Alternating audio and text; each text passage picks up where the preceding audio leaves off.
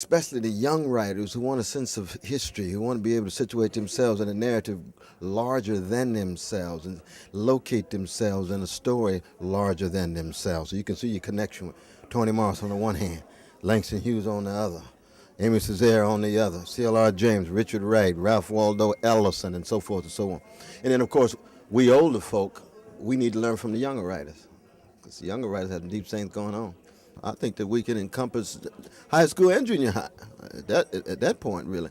But at the same time, you only have a limited amount of time. You have to make sure that you're able to do the things that you feel you have to do to keep the legacy of the conference together. But young people are not additive. They are constitutive of any tradition of not just black writing, but black composing, black music, black sculpture, black painting, and so forth. My advice is always to work hard, play hard, and love hard all the time.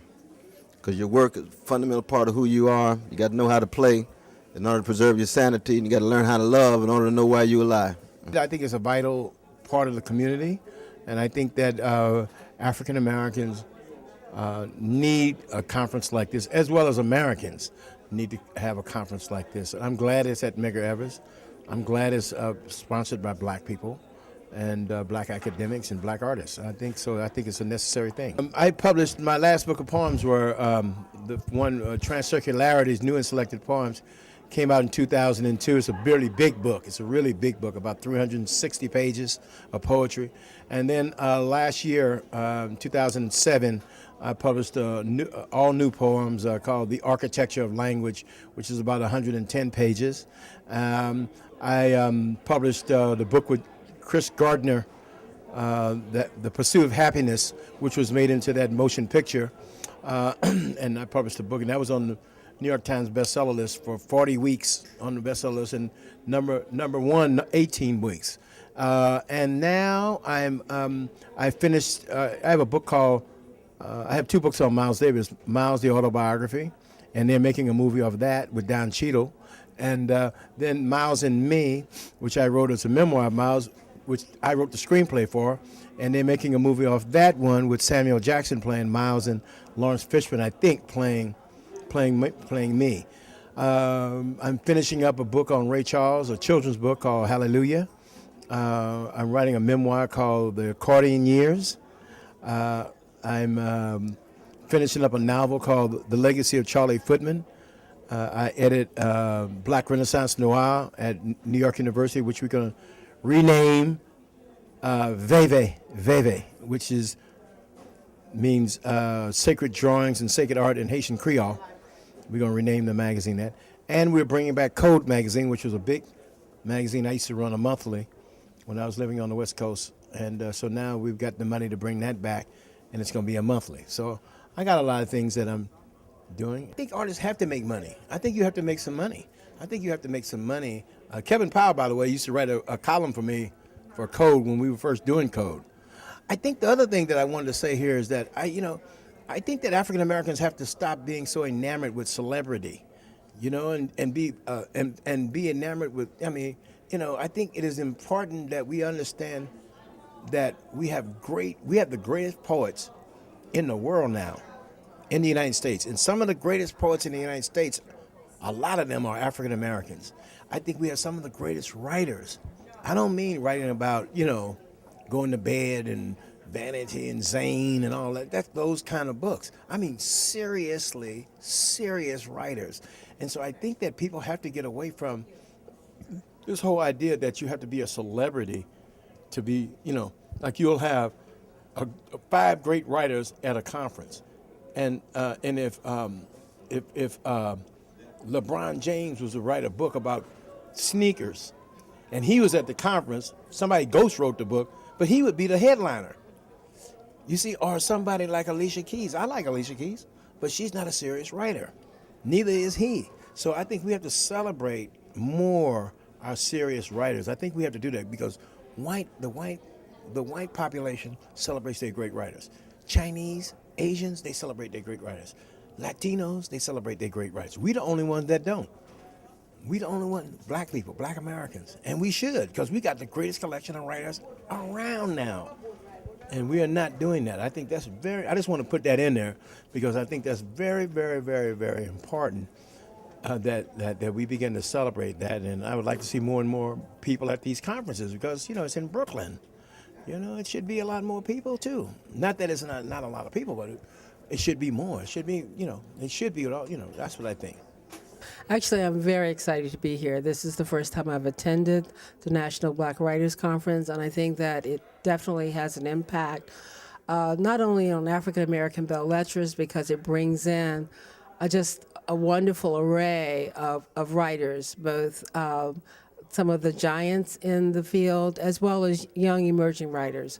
I've met today high school students, junior faculty members, young writers who are all sort of thirsty for information on how to improve their art. And I think that this conference, although it's very short, is very intimate, and it allows a lot of dialogue among the participants.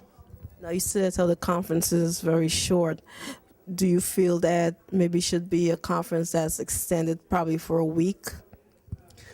Well, I think that, this conference has been, is held every 2 years, and I think that it's very deliberate that it is just a 3-day conference because, again, it allows more people to be involved because it is on a weekend. So I think that the organizers, strategized and found that this was the best way to get the most people in, and to have this intergenerational mix that works so well. Well, I certainly would tell all the students to attend this conference.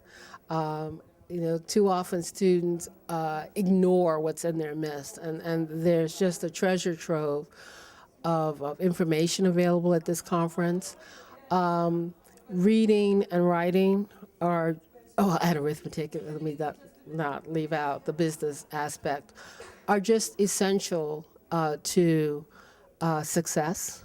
I think that students look to read a lot of biography and autobiography. So because you will find that there are a lot of people who come from very diverse backgrounds who succeed. And quality of life, you'll find, is more important than just making money. So go with your passion in terms of your career, and I think you'll be very successful. Valerie Kinloch. I am a professor at the Ohio State University College of Education in Columbus, Ohio. And you made a trip all the way to Brooklyn, little old Brooklyn. I love Brooklyn. I just moved from Harlem in September. I was here in New York City for about 4 years working as a professor at Teachers College, Columbia University, and decided to go to Ohio State. So why did you come to the conference? I was invited by Dr. Brenda Green to be on a session on historical resistances and transformations in African American literature. And I love Brooklyn. And Medgar Evers College is a really good college in terms of being so conscious and aware of, the different experiences that we have as African and African American people. And I just think that it's a really nice, intimate conference that a lot of us can learn from and share information and collaborate. Now, you're from the Teachers College. Are you an author, and if you are what book have you written, and are you working on anything that's out right now? Okay. I work with teacher educators and students who are coming back to work on their master's degree or their doctorate degree. I'm a professor, but I'm also a writer. And I have 2 books currently out. One is titled June Jordan, Her Life and Letters, and it came out about 1.5 years ago. And that's a biography on poet June Jordan, and it looks at her educative contributions and her literary contributions to American letters. And then the second book is a co-edited collection on June Jordan titled Still Seeking an Attitude, Critical Reflections on the Work of June Jordan. So can you tell us, this conference in particular, why is it so important to the community and to so many writers, both new and established? conference is really important because it brings together so many different types of people across generations, and you don't really get a sense of intergenerational collaboration at many conferences. And because of that reason, we're talking about resistance, we're talking about transformation, we're talking about Black literature, we're talking about struggle, we're talking about power, and we're talking about all those things in one space. And so when we think about the National Black Writers Conference, we're talking about writing, but also about advocacy and activism. And so for those reasons, I think the conference is more than important. And it happens in the span of 3 days because it allows many different types of people to come and participate. So it's a pleasure to be here. My attitude, my belief is if we're talking about writing, we're talking about teaching, we can talk about those things without the people we're talking about. But it's more significant if we're talking about all of these important topics by having the voices and the perspectives of young people here represented. And so, I mean, I'm an advocate for whatever I do, thinking about, talking to, listening to the voices, the perspectives, the experiences of young people. And I think it becomes even more powerful when we do that, when we say it's not just about one generation, but it's about affecting change across generations and having all of these voices present. So I would say that's a great idea. As mainstream rappers, and basically the ones who are more successful, the ones that put out negative image within that talks about our community and talk about us as in general.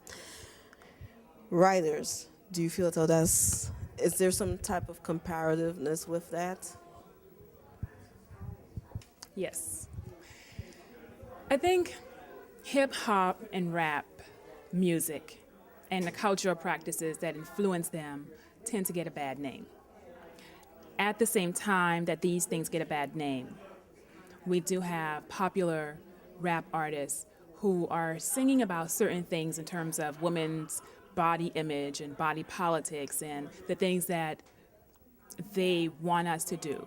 And it's definitely, I think it definitely goes against the work that so many African and African American scholars, from musicians to poets to dancers, have been working at. And that's to look at our struggles and to look at our struggles, contextualize our struggles without degrading who we are and without having the attention turned to derogatory natures of and comments associated with one gender or one class over another.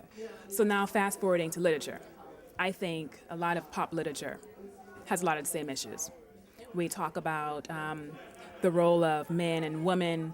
We talk about dominance. We talk about power structures. We talk about all of these different ideas in a derogatory way where we have love for our people. But at the same time, that love transcends into more money, more power. And if we continue to have that sort of relationship with our Black literature, with Black music, with popular culture in general, I think it just continues to send a certain message. And I'm not so concerned about the message that it sends to non-Black or non-of-color communities. More importantly, it's like the message within our communities about how we feel about each other. And I think in a panel earlier today, someone was talking about returning to love. And if we're returning to love, we're doing what Malcolm X and Martin Luther King and people who came before them did. It's like this universal love. And it has to start and it has to be a part of our cultural practices. I can't degrade you, because if I'm degrading you, I'm degrading essentially a part of who I am and my history. And I think that's the message we have to get out when we talk about pop culture and when we talk about Black literature. How can we do this work without saying, I'm going to step on your back? I'm going to walk on you to get what I need to get? Because at the end of the day, you're still a Black person living in America, and it's still going to be a racist country. And we have to support each other, because if we don't, no one else will.